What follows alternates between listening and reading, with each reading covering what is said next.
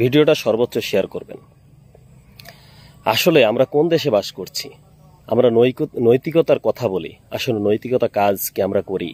Doctor Yunus বলছে দেশ নাকি ভালোই চলছে, কোথাও মা বোনের ক্ষতি হচ্ছে না। আসলে ডক্টর ইউনূস কি চোখ দিয়ে দেখতে পাচ্ছে? সে আছে তার গ্রামীণ ব্যাংক নিয়ে 600 কোটি টাকা, সে তার গ্রামীণ ব্যাংকের যে ট্যাক্স ছিল সেটা মুনাফা মাফ করে দিছে। আজকে কোথায় জনগণ, আজকে কোথায় মিডিয়া, আজকে কোথায় সমন্বয়ক?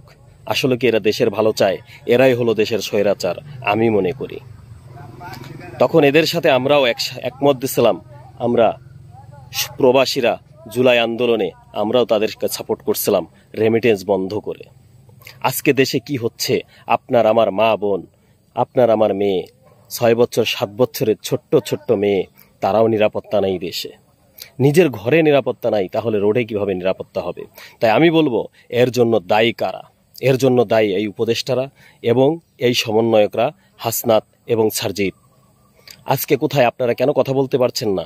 এদেরকে পিটিয়ে পিঠের চামড়া তুলে দিন। এদের জন্য আজকে দেশে এত অরাজকতা। আজকে মা বোন রোডে বেরোতে পারছে না। এই 8 বছরের শিশুকে ধর্ষণ করেছে। এটা কি কোনো মনুষ্যত্বের কাজ? আসলে আমাদের মনুষ্যত্ব কোথায় যাচ্ছে? আমরা কতটুকু নিচে নেমে গেছি? লজ্জা করে আজ আমাকে পরিচয় দিতে যে আমি বাংলাদেশি।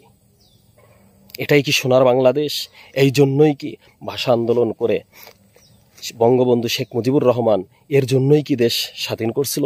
জিয়াউর রহমান, মাওলানা আব্দুল খান ভাসানী, তারা কি এদেশের জন্য জীবন দিছিল এই জন্যই? এটা পাওয়ার আশায় আজকে কি শিখাতে চাচ্ছে তারা? তারা চাচ্ছে যে নৌকা ডুবে যাবে, আওয়ামী লীগ চলবে না। আরে ভাই, আগে দেশের মানুষকে খাওয়ানোর চেষ্টা করুন। দেশের মানুষ মরছে না খেয়ে, তোমরা আছো ঘরবাড়ি ভাঙা নিয়ে। তোমরাই তো প্রতিহিংসা তৈরি করছো বাংলাদেশে।